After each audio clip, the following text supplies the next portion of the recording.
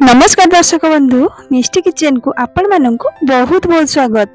आसतु आज आम ताल गजार बरा बनवा। यही ताल गजार बरा बहुत बढ़िया लगे, तार स्वाद बहुत भल। जदि आम यही बराटे बनैला बेले ताकू धीमा आंचरे बा मीडियम आंचरे आम बरा गुड़िक छाणीबा तेबे तार कलर जमी भल रहिबो, तार स्वाद बहुत भल लगिबो।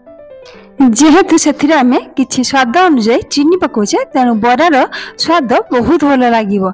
एवं एथिरे आमे चाहिए किछि नडिया करा मध्य पक्के बराटा बनै परिबा। जदि आपण मानकु ताल गजार बरा बनैबा प्रोसेस जणा नै तेबे ए वीडियो को प्रथम रु शेष पर्यंत निश्चित देखंतु एवं भल लागिले लाइक शेयर एवं सब्सक्राइब निश्चित करंतु। से ताल गजार बरा बनैया पे आसंतु किछि आमे ताल गजा को चिरी नबा। ताल गजा को एभली चिरी नहीं कौन सी छुरी किंबा चामच साहाय्य यहाँ को आमे खली नबा।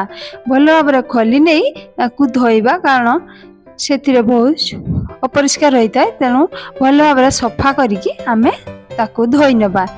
देखु यही भाव आमे ताल गजा को खली नबा। यार बासना जमीती भल से ताल गजार जेकोसी रेसिपी प्रस्तुत कले स्वाद बहुत भल लगी था। एबे आसंतु से ताल गजा को भल भाव खली नेला परे आमे धोई नबा। धोई सारी ग्राइंडिंग जार रे आमे यहाँ को पकई दबा। पकई सारा परे घड़नी दे से अल्प मात्रा पानी देले चलिबो, न देले भी भल। ग्राइंडिंग करी नबा। एई भली पेस्ट हमर बनिबा दरकार। अधिक पतला हेले हमर भल हेबो नाही से बरा गुड़िक किंबा पिठा बनैला बेले मध्य एई भली प्रोसेस रे आमे ग्राइंडिंग करिबा। देखंतु एई भली हमर पेस्ट बनिबा दरकार।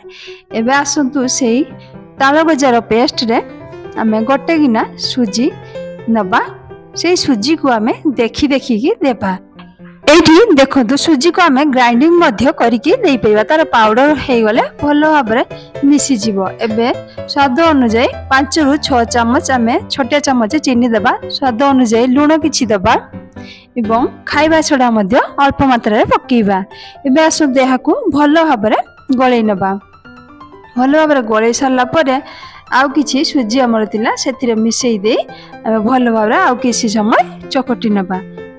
एई भली भाबरे आमे ताकू चकटी नबा, कारण से किछि समय रही गला परे सुजी मध्य फुली जिवो। एबे घड़नी दे किछि समय आमे छाड़ी देबा। गोटे घंटा रु 1.5 घंटा छाड़ी देबा।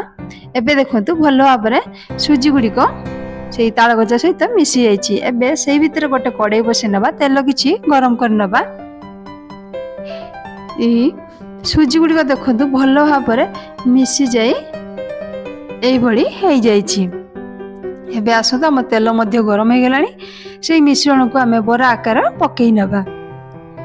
एठी देखंतु आमे तेल को गरम कर सारला परे गैस को पूरा सिम रे रखी आमे ई बरा गुडी को पकेइबा। जदि आमे मीडियम किंबा हाई फ्लेम रे रखी बरा गुडी को छाणुचे तेबे शीघ्र से कलर हे जिवो, किंतु भितरे कंचा रह जाइतिबो। भलो भाबरे बरा गुडी को बनिबो नाही। तेणु सब बेले आमे गैस को मीडियम रु सिम रे आमे रखी से बरा गुडी को छाणीबा।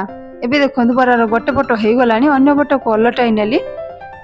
तार कलर मध्य बहुत भल आसीची एवं बास्ना मध्य सेतिर बहुत भल आसुची। एबे आसंतु बरा गुडी को भल भाबरे मोर बनि गलानी। अन्य पात्र को खली नबा। सेही प्रोसेस रे आमे सेही तेल रे रहिथिबा मिश्रण को बरा आकार आमे छाणी नबा।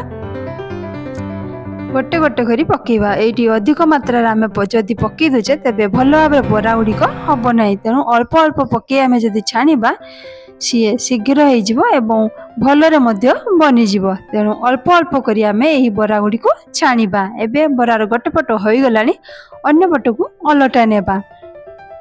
एही भली भाबरे आमे बरा गुडी को छाणी नबा। एबे देखंतु भल भाबरे मोर बरा गुडी को बनि गलानी। अन्य पात्र को खली नबा। तेणु मीडियम आंचर आमे एही गुडी को जदि बनैबा तेबे भल भाबरे बनि जिवो। एबे मोर ताल गजार बरा भल भाव रेडी हो गला।